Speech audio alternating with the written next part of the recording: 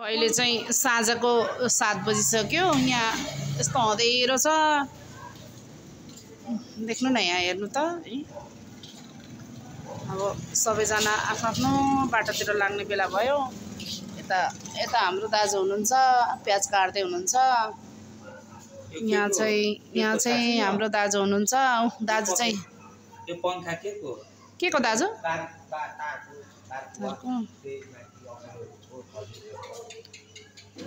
अलि लाइटले फोकस गरेन। सुपारीको सो हाम्रो दाइ चाहिँ यहाँ प्याज काट्नमा व्यस्त हुनुहुन्छ।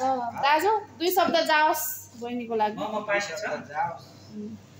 हजुर मोमो पार्टी छैन? मोमो पार्टी छैन छैन मोमो पार्टी अनि प्याज पार्टी। सो गाइस आजको दिन यस्तै रह्यो, के गर्नु। आजको दिन यस्तै भयो। अब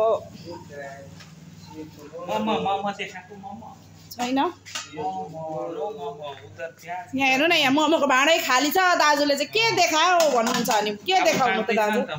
अनि यहाँ चाहिँ हाम्रो अब मिल्क, यसलाई चाहिँ मिल्क भन्छ, तर मिल्क चाहिँ फाट्न आँटिसकेको रहेछ होइन।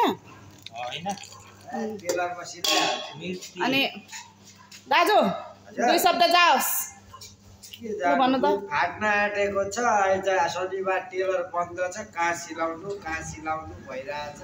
सुयो धागो बन्दा दिँदैन कसैले। फाटेर कस्तो भइसक्यो। छिटो सिलाउँ भने तपाईँहरूसँग केही सुझाव छ भने दिनु है मलाई पनि सोलुसन। फाटेको दुधलाई कुन मेसिनमा लगेर सिलाउने कुनै त्यस्तो जानकारी छ भने मलाई भन्नुहोस् है, मलाई सहयोग हुन्छ। ठुलो कसैलाई जानकारी छ भने भनिदिनुहोस् ल। फाटेको दुधलाई कसरी सिलाउने, अनि म पनि सिलाउँछु। हाम्रो दाजुलाई थाहा छ हैन। टट्ट यो सेलाएर गिलासमा हाल्ने, गिलासमा हालेर सट्ट म पिउँछु अनि यहाँ लगेर सिलाउँछु अनि बिहान निकालेर दिन्छु हैन। अनि त्यहाँदेखि यो भोलि अनि अर्को नयाँ दुध ल्याउने, अनि भोलि नयाँ फ्रेस दुध ल्याउने अनि चिया बनाउने। हाम्रो दाजुहरूको गफ यस्तै हो कि तपाईँहरू माइन्ड नगरिदिनु होला है। अब हाम्रो दाइहरू यस्तै गर्नुहुन्छ, केही छैन। हाम्रो एकचोटि नजारा हेर्नु ल, यो सब हाम्रो नजारा हेर्नुहोस् त है।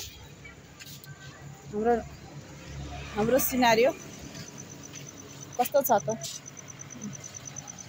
अँधेरो गाउँघरको कस्तो हुन्छ है। गौरदा त्यही पनि गौरदा मेरो श्रीमान बसिराख्नु भएको छ इभिनिङको टाइममा। हेर्नुहोस् मेरो श्रीमान। हाई भनिदिनु न सर, हाई भनिदिनुहोस् त। मेरो सरले चाहिँ बिहानै खानुहुन्छ कि अनि लाग्छ।